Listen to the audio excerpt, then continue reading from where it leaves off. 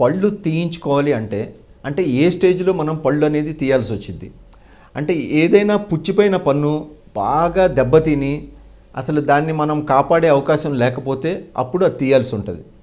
ఇంకొకటి ఏంటంటే మనకి ఏదైనా పళ్ళు చిగురు ఇన్ఫెక్షన్ ద్వారా అంటే చిగురు వ్యాధుల ద్వారా ఆ పన్ను ఏమైనా లూజ్ అయి ఉంటే అప్పుడు ఆ పన్ను తీయాల్సి ఉంటుంది.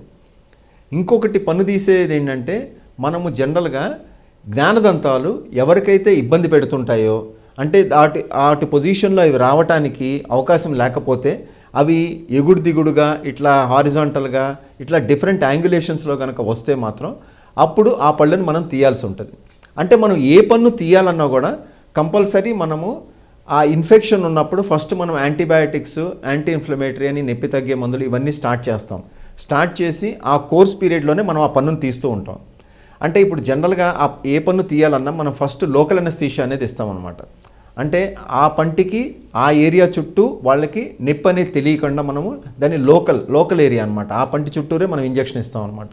ఆ నర్సును బ్లాక్ చేసుకొని మనం ఇంజెక్షన్ అనేది ఇచ్చి తర్వాత ఒక 5 నిమిషాల తర్వాత వాళ్ళకి మొత్తంతో వచ్చినప్పుడు అప్పుడు మనం ఆ పన్ను తీయటం అనేది జరిగిద్ది అనమాట. అంటే జనరల్గా మనం ఒక్కొక్కసారి జ్ఞానదంతం తీయాలంటే మాత్రం అప్పుడప్పుడు మనము దాని చుట్టూరు ఉన్న ఎముకను కూడా కట్ చేయాల్సి ఉంటుంది.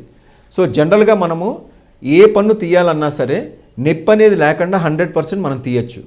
కానీ ఏదైతే అన్కోఆపరేటివ్ పేషెంట్స్ ఉంటారో అంటే జనరల్గా చిన్నపిల్లల్లో మనం ఎక్కువ పళ్ళు తీయాలన్నా లేకపోతే పెద్దవాళ్ళు ఏమైనా అప్రహెన్షన్ అవుతున్నా సరే వాళ్ళకి ఏం చేస్తామంటే మనం అంటే లేకపోతే ఏమైనా యాక్సిడెంట్ అయిన కేసెస్లో కూడా మనం జనరల్ అనస్థీషియాలో పళ్ళు అనేది తీయటం జరిగిద్ది అనమాట.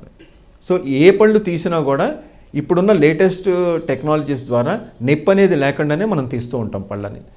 మనకి వాళ్ళకి పేషెంట్ కంఫర్ట్ అన్నీ చెక్ చేసుకొని వాళ్ళకి ఏది ఎలర్జీ అనేది లేకుండా అన్ని పద్ధతిగా వాళ్ళు అంటే ఏ మందులు వాడినా వాళ్ళకి ఏ ప్రాబ్లం రాదు అనుకున్నప్పుడు మనం ఈ యాంటీబయాటిక్స్ నొప్పి బిళ్ళలు అనేది స్టార్ట్ చేసి దాని తర్వాత మనం పన్ను తీయటం అనేది జరిగిద్ది అనమాట.